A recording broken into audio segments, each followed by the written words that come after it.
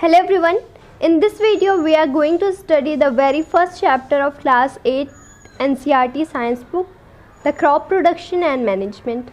इस चैप्टर में हम पढ़ेंगे क्रॉप होते क्या हैं, हमारे इंडिया में कितने टाइप्स के क्रॉप होते हैं और इन क्रॉप्स को ग्रो करने के लिए हमें कितने प्रोसेसेस से गुजरना पड़ता है। तो चलिए स्टार्ट करते हैं। सबसे पहले आपको कुछ बेसिक चीज़ें बताई गई हैं NCERT की तरफ से जो जाननी ज़रूरी हैं। क्या है? सबसे पहली चीज़ है why do we need food, हमें फ़ूड की ज़रूरत क्यों है। आखिर हम फूड इसलिए लेते हैं ताकि हमें एनर्जी मिले उससे और उससे हम अपने वेरियस फंक्शंस परफॉर्म कर सकें। वेरियस फंक्शन का क्या मतलब है? दिन में हमें कई सारे काम होते हैं, हमें चलना होता है, किसी को पढ़ना होता है, किसी को पढ़ाना होता है। तो ये सारे जो काम हम कर रहे होते हैं इनके लिए एनर्जी की ज़रूरत होती है और वो एनर्जी हमें फूड से मिलती है, इसलिए हमें फूड की ज़रूरत है। सेकेंड जो एग्ज़ाम पॉइंट ऑफ व्यू से इम्पॉर्टेंट पॉइंट है वो है प्लांट्स जो अपना खाना बनाते हैं वो फोटोसिंथेसिस के प्रोसेस से बनाते हैं। ये चीज़ माइंड में रखिएगा, plant makes their food by the process of photosynthesis. अब बेसिकली हमारा मेन चैप्टर यहाँ से स्टार्ट होता है क्रॉप्स से। पहले समझ लेते हैं क्रॉप्स कहते किसको हैं। जब एक ही जगह पे एक ही टाइप के कई सारे प्लांट आप लगाते हो उसी को हम कहते हैं क्रॉप, हिंदी में फसल। एग्जाम्पल से समझिएगा, आपका एक खेत है, आप वहाँ पे गेहूं की कई सारे प्लांट्स लगा रहे हो। वीट का अगर आप फसल बनाना चाह रहे हो तो वहाँ पे क्या करोगे, गेहूं के कई सारे पौधे लगाओगे और उसी को हम कहेंगे crops. When same kinds of plant are cultivated at one place on a large scale it is crop. Clear है? जब हम एक ही जगह पे एक ही टाइप का प्लांट काफ़ी लार्ज अमाउंट में लगाएंगे उसे कहेंगे क्रॉप। अब इंडिया में क्रॉप्स को on the basis of season 3 type में डिवाइड किया गया है। पहला है खरीफ क्रॉप, सेकंड है राबी क्रॉप और थर्ड है ज़ैद क्रॉप। सबसे पहले हम समझेंगे खरीफ क्रॉप को। खरीफ क्रॉप को ग्रो किया जाता है रेनी सीज़न में। खरीफ क्रॉप की बीज जो होते हैं, सीड्स जो होते हैं, उन्हें कब ग्रो किया जाता है? रेनी सीज़न में। इनकी बुआई बेसिकली रेनी सीज़न में होती है और इनका टाइम पीरियड होता है जून से सितंबर तक। जून में इनको बोया जाता है और सितंबर तक इन्हें हार्वेस्ट कर लिया जाता है। इसके जो मोस्ट इम्पॉर्टेंट एग्जांपल्स हैं खरीफ क्रॉप के वो हैं पैडी, मेज़, soybean, groundnut and cotton. Second जो हमारा क्रॉप है वो है राबी क्रॉप। इसको विंटर सीज़न में ग्रो किया जाता है। इसकी जो बीज हैं, सीड्स हैं, उनको विंटर सीज़न में सो किया जाता है और इनकी टाइम पीरियड है जनरली फ्रॉम अक्टूबर टू मार्च। अक्टूबर में इनकी सोइंग होती है, बुआई होती है और मार्च तक इनकी कटाई हो जाती है, हार्वेस्टिंग हो जाती है। इनमें जो इम्पॉर्टेंट क्रॉप्स हैं वो है वीट, गेहूँ, ग्राम, चना, पी, मटर, मस्टर्ड, सरसों, लिनसीड, तिल। ठीक है, दोनों क्रॉप्स क्लियर हैं। खरीफ क्रॉप, रबी क्रॉप, इनके सीजन्स, इनके एग्जाम्पल्स और इनके टाइम पीरियड को माइंड में रखिएगा। It's very important from competitive exam point of view.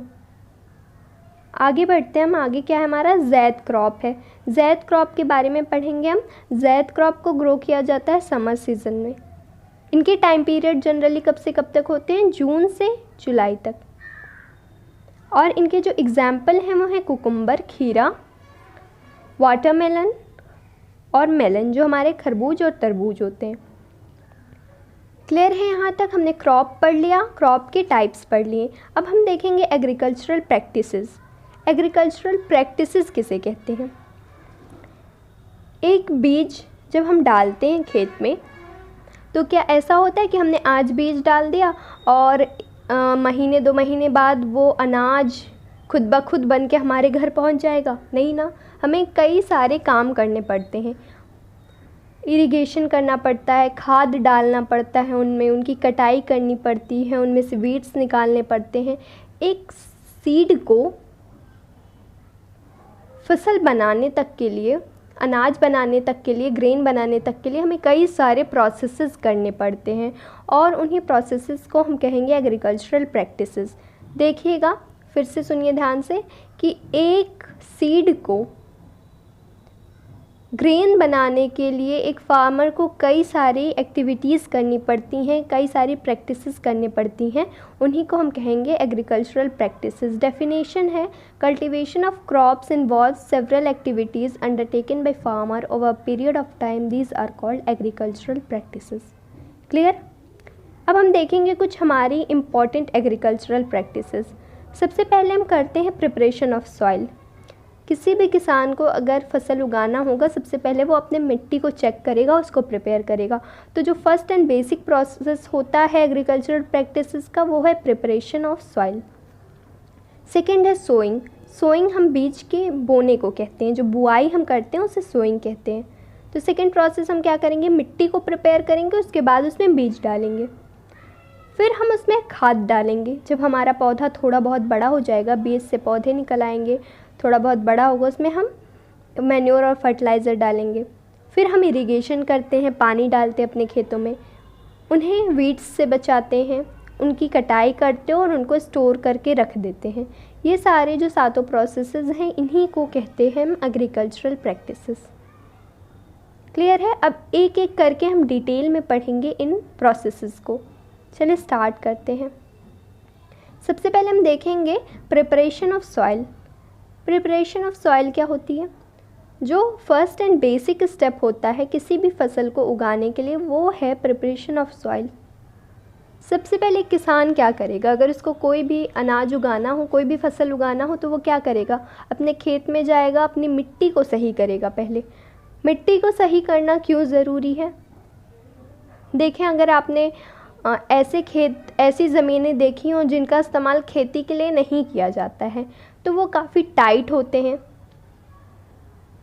वहाँ पे बीज ग्रो करना बहुत मुश्किल है, सीड्स की ग्रोथ होना वहाँ बहुत मुश्किल होती है। तो सबसे बेसिक प्रोसेस है टिलिंग का। खेत की जुताई की जाती है पहले, टिलिंग, जुताई।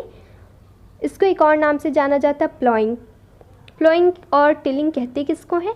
खेत की जुताई करना, जो फील्ड होता है, सॉइल होता है, उसको लूज़ करना या फिर उसको टर्न करना कहलाता है टिलिंग या प्लविंग। The process of loosening and turning of soil is called tilling. आपकी मिट्टी बहुत टाइट है, बहुत ज़्यादा बधी है, तो आप उसको क्या करोगे, लूज़ करोगे, टर्न करोगे, ताकि उसके अंदर बीज जाए और आसानी से ग्रो करे। बेनिफिट्स देखना क्या है इस प्रिपरेशन ऑफ सॉइल के। हम सॉइल को प्रिपेयर क्यों करते हैं? ऐसा क्यों नहीं करते कि सीधा जाके बीज डाल दिया? सबसे पहला बेनिफिट है, जब हम हमारी सॉइल प्रिपेयर रहेगी तो वहाँ पे पौधे की ग्रोथ बहुत अच्छी होगी।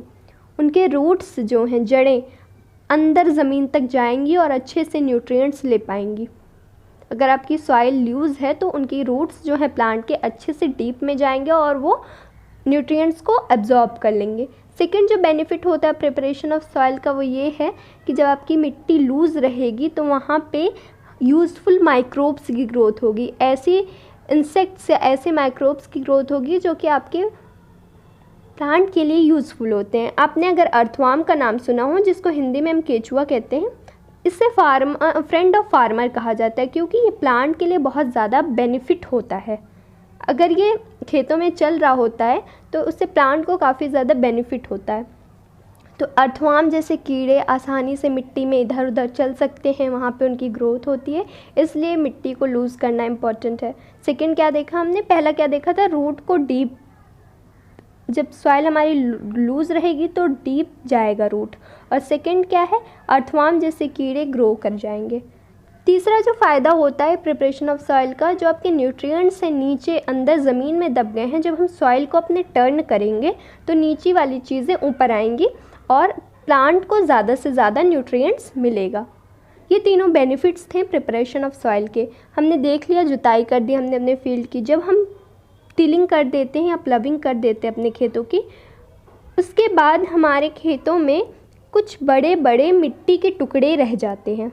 जुताई के बाद हमारे खेतों में कुछ बड़े बड़े मिट्टी के टुकड़े रह जाते हैं, उन्हें हम कहते हैं क्रम्स। इसका विजुअलाइजेशन हम करते हैं, एक बार विजुअलाइजेशन करके देखो। ये जो है, ये इंसान कर रहा है प्लविंग, ये जुताई हो रही है खेतों की। अब जब जुताई हो चुकी होती है तो मिट्टी के कुछ ऐसे बड़े बड़े टुकड़े अभी भी खेतों में बचे हुए होते हैं, जिनको तोड़ना बहुत इम्पॉर्टेंट है। अगर आप इनको तोड़ोगे नहीं तो आपकी प्लांट की ग्रोथ नहीं अच्छी होगी, तो इनको तोड़ना ज़रूरी है। इसके लिए हम सेकेंड प्रोसेस करते हैं जिसको नाम दिया गया है लेवलिंग का। लेवलिंग का काम क्या है? लेवलिंग से हम क्या करना चाहते हैं, इन बड़े बड़े मिट्टी के टुकड़ों को, जिनको हम क्रम्स कहते हैं, इन्हें तोड़ देते हैं। और लेवलिंग के बाद हमारी जो सॉइल है, मिट्टी खेत की कुछ इस तरीके से दिखती है, जहाँ पे हम आसानी से बीज को उगा सकते हैं। समझ में आई बात? पहले हमने क्या किया, प्लविंग किया या टिलिंग किया, दोनों सेम चीज़ के लिए यूज़ हो रहा है। ये जो प्लविंग और टिलिंग टर्म है, दोनों सेम चीज़ के लिए यूज़ हो रही हैं, जुताई के लिए, तो आप यहाँ पे कंफ्यूज नहीं होना है। प्लविंग हमने किया, उसके बाद हमारे खेत में ये बड़े बड़े मिट्टी के टुकड़े रह गए, अब हमने इन्हें तोड़ना है, इसके लिए हमने लेवलिंग की। और लेवलिंग के बाद हमारी मिट्टी कुछ इस तरीके से प्लेन सुंदर सी दिख रही है। अब यहाँ पे हम क्या कर सकते हैं, बीज को बो सकते हैं। क्लियर? अब हमें देखना है कुछ इम्पॉर्टेंट एग्रीकल्चरल टूल्स, कुछ ऐसे टूल्स जिनका यूज़ प्लविंग के लिए हम करते हैं। सबसे पहला टूल है प्लाव, जिसे हिंदी में हल कहा जाता है। इसका इस्तेमाल किस लिए किया जाता है? टिलिंग के लिए। प्लाव आपको इस तरीके से दिखेगा, प्लाव जो है इस तरीके से दिखता है। पहले ज़माने में इसका इस्तेमाल ज़्यादा होता था, बैलों के पीछे लोग, बैल जो होते हैं हमारे ऑक्स, उनके पीछे लगा देते थे, और वो जितने ज़्यादा चलते जाते थे वो जानवर, वैसे पीछे पीछे खेतों की जुताई होती जाती थी। लेकिन आज इसका इस्तेमाल बहुत कम होता है। हमें माइंड में क्या रखना है, इसके पार्ट्स, ये जो मेन पार्ट है इसका, ये जो हैंडल है, इसको मेन पार्ट कहा जाता है, और साइंटिफिक टर्म इसके लिए यूज़ होता है plough shaft. Main part of plough is plough shaft. ये जो ट्राइंगुलर शेप का पार्ट दिख रहा है आपको, ये इसको कहा जाता है प्लाव शेयर। तो माइंड में रखिएगा, main part of plough is called plough shaft, और ट्राइंगुलर शेप वाला जो पार्ट है उसको प्लाव शेयर कहा जाता है। सेकेंड जो टूल यूज़ होता है प्लविंग के लिए वो है होए। होए को हिंदी में कुदाल कहा जाता है। जिन्होंने देखा होगा उन्हें पता है कुदाल कैसा होता है, जिन्होंने नहीं देखा वो यहाँ देख लो, इस तरीके से दिखता है कुदाल। इसमें एक हैंडल होगा, वुडन हैंडल, और नीचे एक ब्लेड लगा हुआ होता है, जिससे मिट्टी को लूज़ या टर्न किया जाता है। क्लियर है सेकंड टूल? अब हम देखेंगे अपना थर्ड टूल। थर्ड टूल है कल्टीवेटर। कल्टीवेटर आपने देखा होगा, आज जो हम यूज़ करते हैं टिलिंग के लिए सबसे ज़्यादा, वो कल्टीवेटर का ही यूज़ होता है। वो कुछ इस तरीके से दिखता है। हम क्या करते हैं, ट्रैक्टर में इसको अटैच करते हैं और इससे अपने खेतों की टिलिंग्स करते हैं। ये कल्टीवेटर यूज़ करने का सबसे बड़ा जो फ़ायदा है, अब आपको टाइम कम देना पड़ेगा खेतों में। ये ट्रैक्टर से चल रहा है भैया, ट्रैक्टर बहुत तेज़ चलता है इंसान के कंपेयर में, तो आपको टाइम कम देना पड़ेगा खेतों में जुताई के टाइम पे। प्लस आप लेबर पे जो पैसा खर्चा कर रहे थे पहले, कि अपने खेतों में लेबर लगा रखे हैं, उसका पैसा बचा, और आपकी एनर्जी जो वेस्ट होती थी खुद के खेत में काम करने की, वो भी सेव होगी। तो कल्टीवेटर का यूज़ लोग करते हैं टाइम को बचाने के लिए और लेबर को बचाने के लिए। अब हमें देखना है second process, second agricultural practice, जो है सोइंग। बीज को बोना सोइंग कहलाता है। जब हमने अपनी मिट्टी प्रिपेयर कर ली, हमारी मिट्टी प्रिपेयर हो चुकी है, अब हम उसमें क्या डालेंगे, बीज डालेंगे, इसी को कहेंगे सोइंग। बीज डालने से पहले एक चीज़ ध्यान रखनी है, क्या कि हमारा बीज जो है वो अच्छी क्वालिटी का हो और हेल्दी बीज हो। ऐसा ना हो कि हमने बीज डाल दिया खेत में और उससे पौधा निकला ही नहीं। तो आपको ध्यान देना है आपकी जो बीज हो वो गुड क्वालिटी की हो और हेल्दी सीड्स हो। क्लियर है? नेक्स्ट देखते हैं हम कुछ टूल्स। अच्छा, आपके लिए अभी कुछ रिवीजन एमसीक्यूज़ हैं जो अभी हमने पढ़ा, उसी के बेसिस पे आपको रिवीजन एमसीक्यूज़ मिल रहे हैं। पहला क्वेश्चन है, process of loosening of soil is called cultivating, harvesting, ploughing, sowing. ये क्वेश्चन एमयू में 2 से 3 बार पूछ चुका है एंट्रेंस में। जल्दी बताएं। सो the correct answer is प्लविंग। Process of loosening of soil is called tilling और प्लविंग। तो यहाँ पे ऑप्शन सी सही रहेगा, प्लविंग। सेकेंड क्वेश्चन देखें, खरीफ क्रॉप्स आर ग्रोन इन, कौन से सीज़न में खरीफ क्रॉप ग्रो किया जाता है, summer season, winter season, spring season, rainy season. So the correct answer is rainy season. Kharif crop को रेनी सीज़न में ग्रो किया जाता है। अब आगे देखते हैं हम, आगे हमारा क्या पॉइंट है। हमें देखने हैं कुछ टूल्स जो हम यूज़ करते हैं सोइंग के लिए। बीज बोने के लिए हम कौन कौन से टूल्स यूज़ करते हैं। एक टूल है ट्रेडिशनल टूल। ट्रेडिशनल टूल का इस्तेमाल बहुत पहले किया जाता था, पहले ज़माने में किया जाता था। कैसे दिखता था वो? कुछ इस तरीके से। हम 2 बैल लेते थे और उनके पीछे एक फ़नल शेप का इंस्ट्रूमेंट यूज़ होता था। फ़नल शेप कुप्पी के शेप का होता है, इस तरीके से कुप्पी दिखती है, इस तरीके से उनका शेप था, फ़नल शेप। यहाँ पे क्या करते थे आदमी, बीज डालते थे, ये जितना आगे बढ़ते जाते थे और बीज खेतों में गिरती जाती थी। ठीक है, ये था ट्रेडिशनल टूल जो कि आज बहुत कम देखने को मिलता है। जो आज यूज़ करते हैं सोइंग के लिए उसका नाम है सीड ड्रिल। ये एक मशीन है, इस तरीके से आयरन की बनी हुई मशीन है सीड ड्रिल। इसमें भी बीज डाला जाता है और ट्रैक्टर की मदद से इसे खींचते हैं और बीज गिरती जाती है खेतों में। सीड ड्रिल यूज़ करने का जो फ़ायदे हैं वो ये हैं कि ये सीड ड्रिल बीजों को इक्वल डिस्टेंस पे गिराती है, सीड्स को इक्वल डिस्टेंस पे गिराती है। ऐसा नहीं है कि एक ही जगह पे 6-7 बीज गिरा दिए, वो यहाँ इक्वल डिस्टेंस पे करती है, एक यहाँ तो एक यहाँ तो एक यहाँ, इस तरीके से।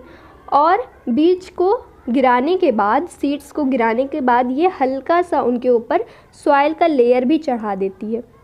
ये जो सीड ड्रिल है हल्का सा लेयर भी सॉइल का उसके ऊपर चढ़ा देता है। तो जिसकी वजह से फ़ायदा क्या है, बर्ड्स, चिड़ियाँ जो बीजों को खा जाती थी, अब चिड़ियों से वो बीज बच जाएंगे। थर्ड जो बेनिफिट होता है सीड ड्रिल यूज़ करने का वो ये है कि इससे टाइम बचता है। अगर हम हाथों से बीज डालेंगे तो काफ़ी ज़्यादा टाइम लगेगा, और सीड ड्रिल यूज़ करेंगे तो हमारा टाइम बचेगा, प्लस हमारी एनर्जी बचेगी और लेबर के पैसे बचेंगे। ठीक है, अब हमें देखना है थर्ड प्रोसेस मैन्योरिंग के बारे में। हमने सॉइल को प्रिपेयर कर लिया, अब हमने बीज डाल दी। थोड़े टाइम बाद क्या होगा, हमारी जो बीज हैं, प्लांट्स हैं, वो ग्रो करके छोटे छोटे पौधे बन जाएंगे। अब हमें करनी है मैन्योरिंग। मैन्योरिंग क्या होती है? खेतों में मैन्योर डालना कहलाता है manuring. The addition of manure in field is called manuring. अब ये मैन्योर्स क्या होते हैं? मैन्योर्स और फर्टिलाइज़र्स ऐसे सब्सटेंस होते हैं जिनका यूज़ हम खेतों में डालने के लिए करते हैं ताकि हमारे प्लांट्स को उनसे न्यूट्रिएंट्स मिल सके और हमारे प्लांट का हेल्दी ग्रोथ हो। फिर से सुनिएगा, मैन्योर और फर्टिलाइज़र ऐसी चीज़ें होती हैं जिनकी मदद से हमारा प्लांट ग्रो करता है, जल्दी ग्रो करता है और उनको काफ़ी ज़्यादा न्यूट्रिएंट्स मिलते हैं। एक तरीके से कह सकते हैं कि एक्स्ट्रा सप्लीमेंट्स होते हैं। अगर जिम वगैरह कर रहे होते हैं लोग तो क्या करते हैं, सप्लीमेंट्स लेते हैं अपनी बॉडी को में ज़्यादा न्यूट्रिएंट्स लाने के लिए, ताकि उनकी बॉडी जल्दी से वेट गेन करे, जल्दी से उनके बॉडी हेल्दी हो। तो उसी तरीके से प्लांट्स में हम सप्लीमेंट्स डालते हैं जिनको मैन्योर फर्टिलाइज़र कहा जाता है, ताकि हमारा प्लांट जल्दी ग्रो करे और वो हेल्दी हो। ठीक है, मैन्योरिंग क्लियर है? मैन्योर का एडिशन करना फसल में कहलाता है मैन्योरिंग। अब मैन्योर और फर्टिलाइज़र देख लो एक दफ़ा। मैन्योर किसे हम कहते हैं? मैन्योर ऑर्गेनिक सब्सटेंस होते हैं, ऐसे सब्सटेंस होते हैं जो कि हम सड़े गली चीज़ों से बनाते हैं। सड़े हुए फल, सड़े हुए प्लांट, सड़ी हुई सब्जियां, प्लस जो जानवरों के वेस्ट मटेरियल होते हैं, इन सबको सड़ा गला के हम बनाते हैं मैन्योर। बेसिकली कहने का मतलब है इनमें कोई भी केमिकल सब्सटेंस नहीं होता है, ये पूरी तरीके से नेचुरल वे में बनाया जाता है। और जो फर्टिलाइज़र्स होते हैं हमारे, वो फैक्ट्रीज़ में बनाए जाते हैं और ये पूरे केमिकल्स होते हैं। एग्जाम्पल दिए गए हैं कुछ फर्टिलाइज़र्स के: urea, ammonium sulphate, superphosphate, potash, NPK। NPK क्या है? N for nitrogen, P for phosphorus, K for potassium. NPK का फुल फॉर्म क्लियर रखिएगा, नाइट्रोजन, फॉस्फोरस, पोटेशियम। अब देखें हमने क्या किया, अब हमें मैन्योर फर्टिलाइज़र डाल दिया, लेकिन एक चीज़ ध्यान रखनी है बेटा, फर्टिलाइज़र जो है वो केमिकल से बने हुए हैं, तो वो हमारे खेतों को काफ़ी ज़्यादा नुकसान पहुंचाते हैं। उनकी वजह से सॉइल की फर्टिलिटी ख़त्म हो जाती है। कुछ फर्टिलाइज़र्स इतने ज़्यादा हार्मफुल होते हैं कि जब हम पौधों में डाल रहे होते हैं और उन्हीं पौधों की सब्जियां खाते हैं तो वो हमारी बॉडी पर भी इफ़ेक्ट करते हैं वो फर्टिलाइज़र्स, तो वो इंसानों और जानवरों के लिए भी काफ़ी हार्मफुल होते हैं। हमें अवॉइड करना चाहिए फर्टिलाइज़र यूज़ करने से। हमें अपने खेतों में ज़्यादा से ज़्यादा मैन्योर डालना चाहिए, फर्टिलाइज़र को बिल्कुल ही अवॉइड करना चाहिए। सेकंड जो तरीका है हम फर्टिलाइज़र को अवॉइड करने का, वो कह सकते हैं क्रॉप रोटेशन है। पहला हमने क्या किया, फर्टिलाइज़र की जगह मैन्योर डाल दिया। जो दूसरा तरीका है फर्टिलाइज़र को अवॉइड करने का, वो है क्रॉप रोटेशन। अब ये क्रॉप रोटेशन किस चीज़ का नाम है? जब हम अपने खेतों में फसल बदल बदल कर लगाते हैं, उसी को कहते हैं क्रॉप रोटेशन। जैसे हमने एक सीज़न में गेहूं डाला, दूसरे सीज़न में क्या किया, मटर की खेती कर दी। तो जब अपने खेतों में प्लांट्स को बदल बदल के लगा रहे होते हैं, हम उसी को क्रॉप रोटेशन कहा जाता है। इससे फ़ायदे क्या होते हैं? अब इंडिया में जो दाल की खेती होती है, मटर हो गया, अरहर हो गया, तिल हो गया, ये सब जो दालों की खेती होती है, दलहन या तिलहन, वो प्लांट्स होते हैं लेग्यूमिनस प्लांट। ध्यान से सुनना यहाँ से, उन प्लांट्स को कहा जाता है लेग्यूमिनस प्लांट। अब ये लेग्यूमिनस प्लांट की जड़ों में एक बैक्टीरिया रहता है भैया, इस बैक्टीरिया का नाम है राइजोबियम बैक्टीरिया। ये बैक्टीरिया क्या करता है, आसमान में जो नाइट्रोजन है, नाइट्रोजन एक बहुत इम्पॉर्टेंट न्यूट्रिएंट है जो कि प्लांट के लिए बहुत इम्पॉर्टेंट होता है। तो नाइट्रोजन को क्या करता है, एटमॉस्फेयर में जो नाइट्रोजन है उसको लेता है, हवा में से नाइट्रोजन खींचता है राइजोबियम, और उसको सॉलिड फॉर्म या लिक्विड फॉर्म में करके मिट्टी में मिला देता है। अब मिट्टी में जब नाइट्रोजन मिल गया है तो क्या होगा, प्लांट आसानी से उसे यूज़ कर पाएंगे। समझ में आई बात? जब हम एक सीज़न में लेग्यूमिनस प्लांट ग्रो करेंगे अपने खेतों में, तो उसका राइजोबियम बैक्टीरिया आसमान में मौजूद नाइट्रोजन को खींचेगा, उसको कन्वर्ट करके मिट्टी में मिला देगा और मिट्टी में से प्लांट आसानी से यूज़ कर लेगा। अब क्या फ़ायदा हुआ, हमें एक्स्ट्रा नाइट्रोजन या एक्स्ट्रा फर्टिलाइज़र डालने की ज़रूरत ही नहीं है, राइजोबियम ने फर्टिलाइज़र वाला काम कर दिया है। तो इसलिए हम क्रॉप रोटेशन को प्रेफर करते हैं, जिससे कि फर्टिलाइज़र को अवॉइड किया जा सके। क्लियर है? यस। अगर डाउट होगा तो कमेंट सेक्शन में करना। फिर हमारा है एडवांटेजेस ऑफ मैन्योर। मैन्योर को यूज़ करने के क्या फ़ायदे हैं? सबसे पहला फ़ायदा है ये सॉइल की वाटर होल्डिंग कैपेसिटी को बढ़ा देता है। जो मिट्टी की पानी पकड़ने वाली क्षमता है उससे बढ़ा देता है ये। अब मिट्टी ज़्यादा से ज़्यादा पानी एब्जॉर्ब करेगी जब आप ज़्यादा मैन्योर यूज़ करोगे अपने फील्ड में। फिर ये सॉइल को पोरस बनाता है। पोरस का मतलब है इस तरीके से कि उसमें ज़्यादा छेद होते हैं सॉइल में, सॉइल ढीली हो जाती है, एकदम पोरस हो जाती है, जिससे हवाओं का एक्सचेंज होता रहता है। जो रूट्स होते हैं आसानी से सांस ले पाते हैं, आसानी से वो हवाओं को ले पाते हैं। जब आपकी सॉइल पोरस रहेगी तो आपके रूट्स जो होंगे, प्लांट जो होंगे, वो हेल्दी ग्रोथ करेंगे। फिर है ग्रोथ ऑफ फ्रेंडली माइक्रोब्स। जो अच्छे बैक्टीरियाज़ हैं, मैन्योर की वजह से उनका ग्रोथ होता है। जैसे राइजोबियम बैक्टीरिया क्या है, ये एक फ्रेंडली माइक्रोब है, ये हमारे लिए यूज़फुल है। तो जितना ज़्यादा मैन्योर यूज़ करेंगे अपने खेतों में, उससे फ्रेंडली माइक्रोब्स की ग्रोथ होगी। चौथा हमारा है improve texture of soil. Soil की जो क्वालिटी है मैन्योर से क्या होगी, बेटर होगी, इंक्रीज़ होगी। क्लियर है चारों advantages of manure? Yes ma'am, clear है। अब चलो आगे देखते हैं, आगे क्या हमारा टॉपिक है। क्या है भैया हमारा टॉपिक आगे? इरिगेशन। हमने प्रिपरेशन कर ली सॉइल की, हमने सोइंग कर ली, मैन्योरिंग कर ली, अब हमें करना है irrigation. What is irrigation? Supply of water to crops at regular interval is called irrigation. जब हम अपने खेतों में पानी डालते हैं रेगुलर इंटरवल पे, ये नहीं कि हमेशा पानी डालते रहो भैया, उसे इरिगेशन कह दो। 6 महीने पानी चलाते रहो और उसे कह दो इरिगेशन, नहीं, इसको रेगुलर इंटरवल पे देते हैं। मतलब ऐसा होता है कि जब ज़रूरत हो पौधे को, 1 महीने में एक बार, 4 महीने में एक बार, जब भी आपके पौधे को ज़रूरत हो उस टाइम हम पानी सप्लाई करते हैं अपने खेतों में, उसी को कहेंगे इरिगेशन। इरिगेशन की ज़रूरत क्यों होती है? जब हम सॉइल में पानी डालेंगे, उसकी मदद से ही हमारा सीड जो होता है वो जर्मिनेट करता है। बिना पानी के बीज से पौधे नहीं निकलते, ये बात ध्यान रखना।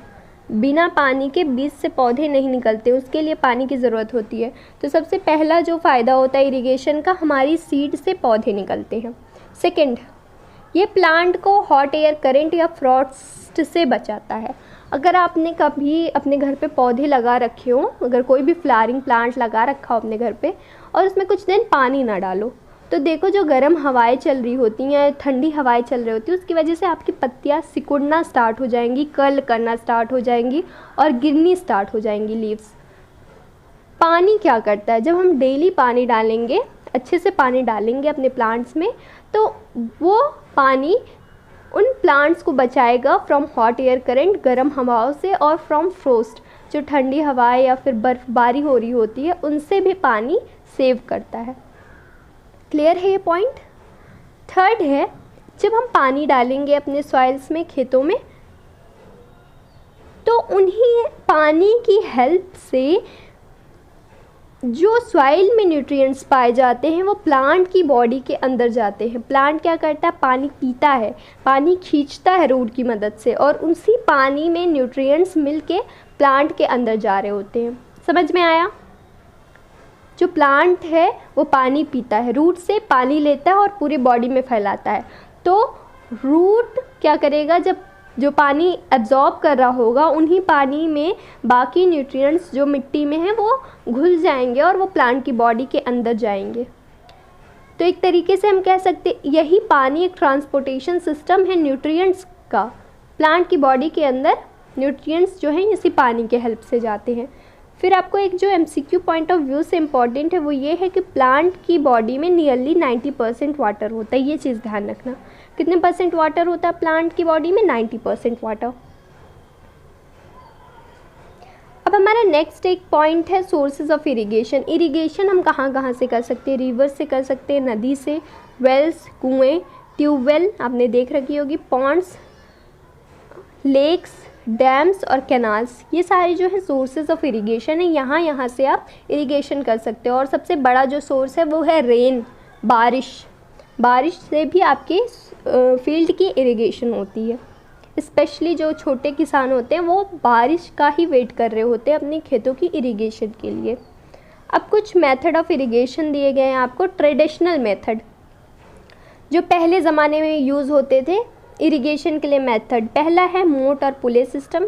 ये ज़्यादा इम्पॉर्टेंट नहीं है, बस आप नाम याद रखना। मोट का दो नाम है, मोट एक पहला नाम, दूसरा पुले सिस्टम। तो आपसे क्वेश्चन पूछ सकता है what is second name of मोट, या मोट इज़ ऑल्सो नोन एज। तो ध्यान रखना मोट को पुले सिस्टम के नाम से भी जानते हैं। सेकंड हमारा चेन पंप है, ट्रेडिशनल मेथड।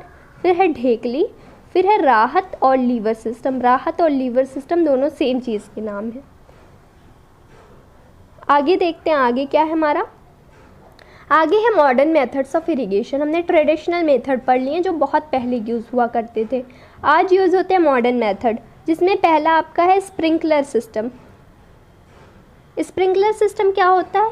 ये फुहारे वाला जो इरिगेशन सिस्टम है इसी को हम स्प्रिंकलर सिस्टम कहते हैं। इसमें क्या होता है कि पानी जो है वो फुहारे के फॉर्म में प्लांट्स पे जा रहे होते हैं इस तरीके से। इनका यूज़ कहाँ सबसे ज़्यादा होता है? लॉन्स के लिए, अगर आपके लॉन्स हैं वहाँ पे, और कॉफ़ी प्लांटेशन में इसका इस्तेमाल बहुत होता है। सेकेंड जो हमारा है ड्रिप सिस्टम। ड्रिप सिस्टम में क्या होता है? पानी आपके फसलों के साइड में ऐसे बिछा दिए जाते हैं पाइप, और उन पाइपों में छेद हुआ करते हैं जिससे पानी बूंद बूंद करके गिर रहा होता है। नाम से समझिएगा ड्रिप का माने है ड्रॉप। एक एक बूंद बूंद करके इसमें पानी गिर रहा होता है आपके फसलों के पास। ये सिस्टम ज़्यादा उन एरियाज़ में यूज़ होता है जहाँ पे पानी की कमी हो। डिज़र्ट एरियाज़ में इस सिस्टम का ज़्यादा यूज़ किया जाता है। इससे पानी की काफ़ी बचत होती है इस ड्रिप सिस्टम से। इसका यूज़ जो यूज़फुल होता है ये फ्रूट्स के प्लांट के लिए, गार्डन्स में इस सिस्टम का यूज़ किया जाता है, और ट्रीज़ को पानी देने के लिए भी इस सिस्टम का इस्तेमाल किया जाता है। अब आपके लिए कुछ MCQs हैं। फर्स्ट MCQ है supply of water to crops at regular intervals is called harvesting, crop rotation, irrigation, manuring.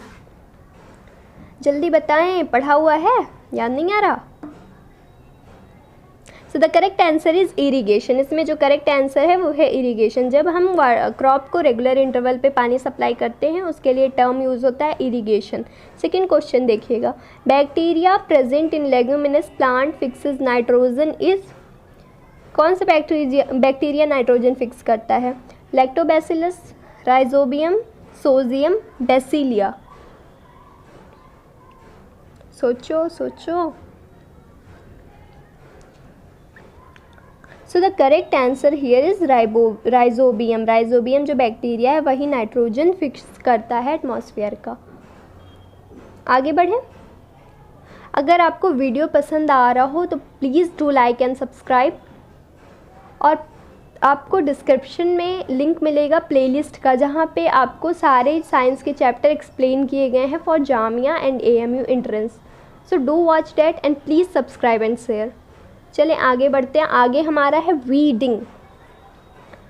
Weeding क्या है? अब क्या क्या कर लिया हमने, अब सिंचाई कर ली अपने खेत में, अब हम देखेंगे वीडिंग क्या है। वीडिंग होता है बेटा वो प्रोसेस जिसमें हम वीड्स को रिमूव करते हैं। Removal of weed is called weeding. अब ये वीड्स क्या होते हैं?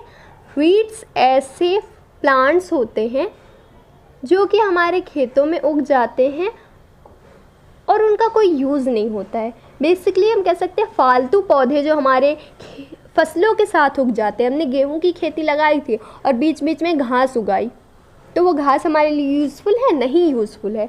तो उन्हीं को कहा जाता है वीड्स। अनडिज़ायरेबल प्लांट जिनकी ज़रूरत नहीं होती है हमें, वो फालतू होते हैं, उन प्लांट्स को कहते हैं वीड्स। ठीक है। Undesirable plants in crops are known as weeds. अब वीड्स को रिमूव करना ज़रूरी क्यों होता है? क्योंकि वो वीड्स जो होते हैं हमारे फसलों के साथ ग्रो कर रहे होते हैं, उनसे कंपटीशन करने लगते हैं जगह के लिए। अब भैया हमारे खेत जो है वो हमने गेहूं के लिए बना रखा है खेत अपना, और वहाँ पे आधे से ज़्यादा घास उगाई तो क्या होगा? आधी जगह घास यूज़ कर लेगी, प्लस सनलाइट के लिए कंपटीशन होगा, पानी के लिए कंपटीशन होगा। हम अपने खेतों में पानी डालेंगे गेहूं के लिए और यूज़ कौन कर रहा होगा? ग्रास यूज़ कर रहा होगा। अगर हम मैन्योर डाल रहे हैं अपने खेत में अपने गेहूं के लिए कि हमारा गेहूं हेल्दी हो, और यूज़ कौन कर रहा है उसको? ग्रास। तो ये जो अनडिज़ायरेबल प्लांट्स हैं इनको हटाना ज़रूरी होता है क्योंकि वो हमारे पौधों के साथ कंपटीशन स्टार्ट कर देते हैं। हम कुछ भी उनके लिए करते हैं तो ये यूज़ करना स्टार्ट कर देते हैं। तो वीड्स को निकालने के दो तरीके, एक मैनुअली, आप फिज़िकली अपने हाथों से निकाल सकते हो विद द हेल्प ऑफ खुरपी। खुरपी एक टूल है जिसकी मदद से आप वीड्स को निकाल सकते हो खेतों से। दूसरा तरीका है सीड ड्रिल, जो हमने सीड ड्रिल पढ़ा था। सीड को बोने के लिए जो यूज़ कर रहे थे हम सीड ड्रिल, उसका इस्तेमाल भी वीड्स को निकालने के लिए किया जाता है। तीसरा जो तरीका है वो है कि हम केमिकल यूज़ कर लें, वीड्स को निकालने के लिए कुछ केमिकल्स यूज़ कर लें। उन केमिकल्स को कहा जाता है वीडीसाइड्स। ऐसे केमिकल्स जिनका इस्तेमाल वीड्स को मारने के लिए किया जाए, उन केमिकल्स को नाम दिया गया है वीडीसाइड्स का। एग्जाम्पल क्या है वीडीसाइड के? दो नाम दिए। टू एक वीडीसाइड है और 2D भी क्या है? वीडीसाइड का नाम है। क्लियर है इतना? हमने क्या देखा? जो फालतू प्लांट्स होते हैं हमारे खेतों में उनको वीड्स कहा जाता है। वीड्स को निकालना खेतों से वीडिंग कहलाता है। हम वीड्स को निकालने के लिए केमिकल यूज़ कर सकते हैं जिसको वीडीसाइड कहा जाता है। इतना क्लियर रखना। आगे बढ़ते हैं। अब आगे हमारा जो प्रोसेस है वो है हार्वेस्टिंग का। अब हमारी फसल क्या हो चुकी है? पक चुकी है हमारी फसल भैया। हमने बहुत मेहनत कर ली, वीडिंग भी कर ली, मैन्योरिंग भी कर ली, इरिगेशन भी कर लिया, काफ़ी मेहनत कर लिया। अब हमारी फसल पक चुकी है, तैयार हो चुकी है। अब क्या करेंगे? हम उसकी कटाई करने वाले हैं। सो हार्वेस्टिंग कहते किसको है? The cutting of crops after it is mature. जब हमारा क्रॉप पक जाता है, मैच्योर हो जाता है, तो हम उस फसल को काट रहे होते हैं, उसी प्रोसेस को कहेंगे harvesting. Cutting down of a crop after it is mature is known as harvesting. एक फसल को जनरली 3 से 4 महीने लग जाते हैं पकने में। सीरियल क्रॉप्स को ध्यान रखना, सीरियल क्रॉप्स को जनरली 3 से 4 महीने लग जाते हैं पकने में। अब हम हार्वेस्टिंग कैसे कर सकते हैं? हार्वेस्टिंग करने के दो तरीके हैं, फसल काटने के दो तरीके हैं। या फिर हम अपने हाथों से करें, मैनुअली करें, सिकल का यूज़ करके। सिकल को हिंदी में हंसिया बोला जाता है। जो जानते हो तो ठीक है, जो नहीं जानते वो देख ले, कुछ इस तरीके से दिखता है सिकल। इसका इस्तेमाल करते हैं हाथों से फसल काटने के लिए। और दूसरा जो तरीका है फसल काटने के लिए हार्वेस्टिंग का, वो है मशीन का इस्तेमाल। उस मशीन को कहते हैं हम हार्वेस्टर। जो कंबाइन होती है वही हार्वेस्टर होती है। इसका यूज़ कहाँ करते हैं? फसल को कट करने के लिए। क्लियर है? आगे बढ़ते हैं।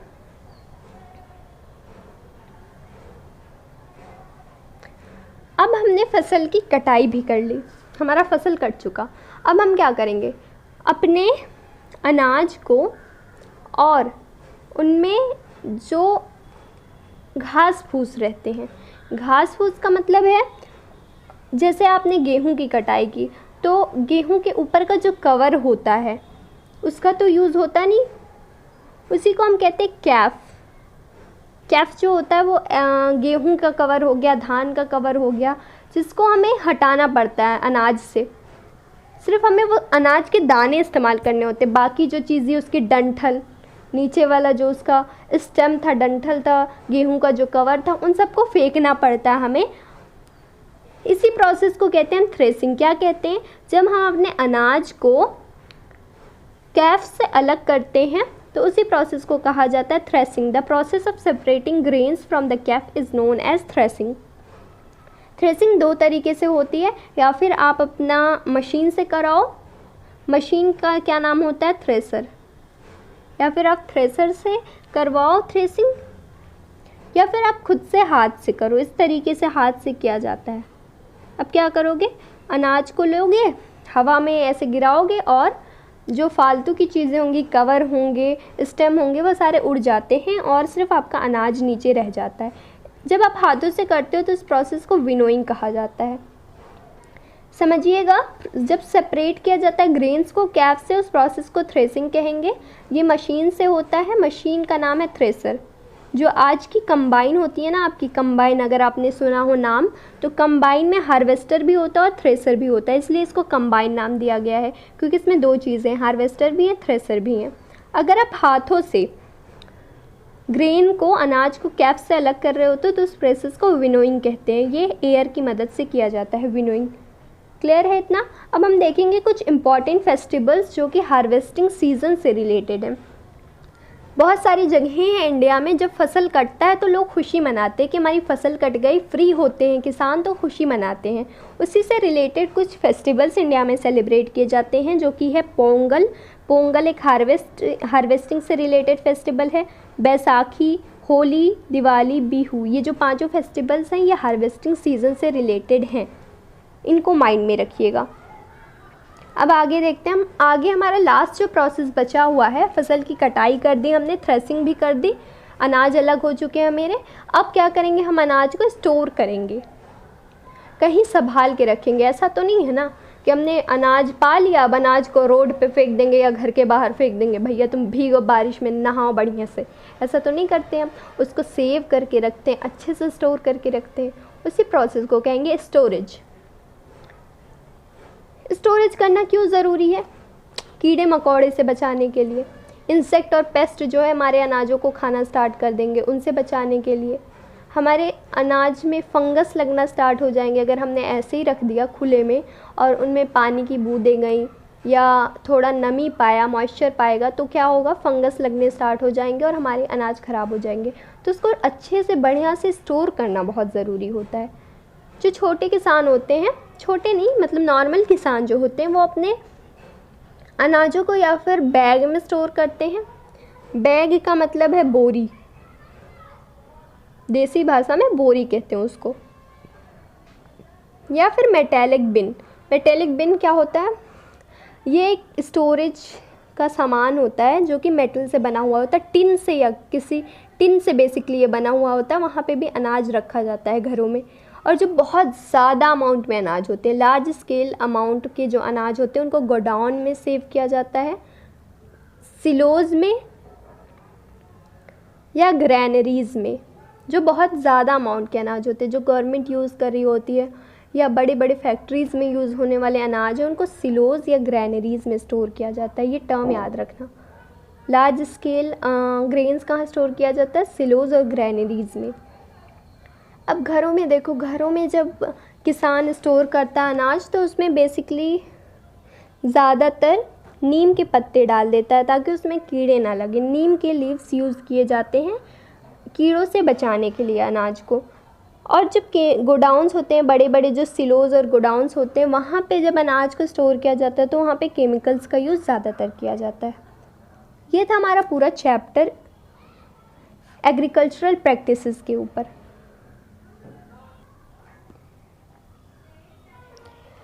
अब लास्ट में जो हमें बताया गया है इस चैप्टर के वो ये है कि जिस तरीके से हम प्लांट का इतना लंबा प्रोसेस देख के आए हैं, प्लांट जो क्रॉप्स हैं कैसे ग्रो होती हैं, कैसे स्टोर किया जाता है उनको, अगर हम उसी तरीके से एनिमल्स को लार्ज स्केल पे ग्रो करें, लार्ज स्केल पे रियर करें, पालें उनको, उनका ध्यान रखें, उनका ज़रूरतें उनकी पूरी करें, तो उसको कहा जाता है एनिमल हस्बेंड्री। जिस तरीके से हम लार्ज स्केल का प्लांट ग्रो कर रहे थे, लार्ज स्केल पे उसको हम क्रॉप्स कहते थे, एग्रीकल्चर कहते थे, उसी तरीके से जब हम लार्ज स्केल पे एनिमल्स को पालते हैं और उनकी देखभाल करते हैं उस प्रोसेस को कहा जाता है एनिमल हस्बेंड्री। ये ध्यान रखिएगा। लास्ट में आपको एक इम्पॉर्टेंट चीज़ दी गई है बुक में कि कोड लीवर ऑयल कहाँ से ऑब्टेन होता है। कोड लीवर ऑयल फ़िश से ऑब्टेन होता है, मछली जो होती है। और कोड लीवर ऑयल किस चीज़ में रिच होता है? विटामिन डी में। कोड लीवर ऑयल में बहुत ज़्यादा विटामिन डी पाई जाती है। ये चीज़ ध्यान रखिएगा एमसीक्यू पॉइंट ऑफ व्यू से। तो ये हमारा पूरा चैप्टर था क्रॉप प्रोडक्शन एंड मैनेजमेंट। बस इतना ही है एनसीईआरटी में।